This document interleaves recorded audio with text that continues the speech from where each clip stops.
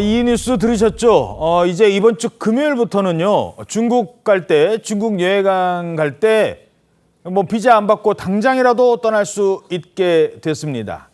중국에 비자 없이 가는 그런 조치가 갑작스럽게 내려졌어요? 네, 맞습니다. 갑작스럽게 정해졌는데요. 중국 외교부가 우리나라를 처음으로 무비자 대상국에 포함을 시켰습니다.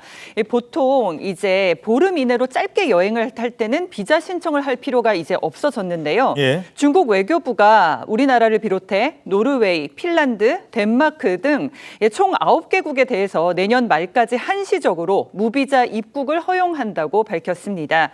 중국 입국 시에 비자가 면제되는 국가가 기존에 20개국이었거든요. 여기서 이제 29개 나라로 는 건데 여기에 우리나라가 포함이 된 겁니다. 특히 이번 비자 면제 조치는요, 우리 정부의 사전 통보 없이 그야말로 깜짝 통보가 됐습니다. 그동안에는 제가 알기로는 이 중국 가려면 비자 갈 때마다 발급받아야 되지 않았나요? 그렇습니다. 그 중국 비자가 그동안 좀 까다로웠었는데 일회성 단체 비자 발급에도 6만 원 이상의 비용이 들었었거든요. 한 번 나올 때 이른바 단기 비자 나올 때. 그렇습니다. 거기다가 그 기간도 받기까지 기간도 일주일 이상이 걸렸었고, 그리고 받기 위해서 학력, 부모님, 자녀 정보 등 요구하는 정보도 많았었거든요. 예. 여러모로 불편함이 있었는데 그러한 불편함이 이제 사라지게 된 겁니다. 그래서 이 비자 때문에 귀찮아, 차라리 딴 데 갈래. 그래서 안 가신 분들도 꽤 있었어요. 예, 그렇습니다. 특히나 이제 비자 발급에 부담이 되는 이 젊은 층들의 경우에는 비자 발급이 따로 필요 없는 나라로 여행을 떠나는 일이 많았는데요. 그런 만큼 중국 여행 같은 경우에는 기존에는 50대에서 70대 정도 되는 여행객들이 주로 이용하곤 했었습니다.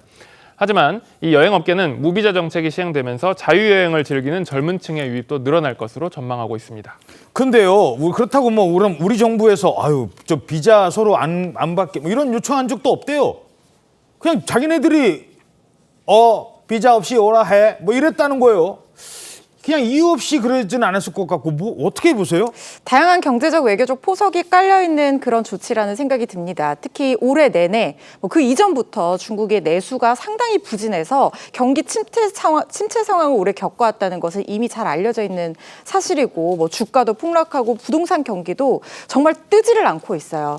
그러다 보니까 이렇게 무비자 입국을 허용해서 관광객들을 유도를 한 다음에 내수를 좀 띄워보면서 경기 침체에서 벗어나기 위한 어떤 그런 계기를 마련하려고 하는 것이 아니냐, 이런 경제적 이익을 생각한 조치라는 얘기도 나오고 있고, 또 외교적으로도 중국이 지금 북한과 관계가 좋지 않은데 북한은 러시아와 관계가 상당히 지금 좋아지고 있는 상황이고, 미국 대선도 있고. 그렇습니다. 또 한미일 협력이 또 공고해지는 상황 속에서 중국이 살짝 지금 고립되어 있는 느낌이거든요.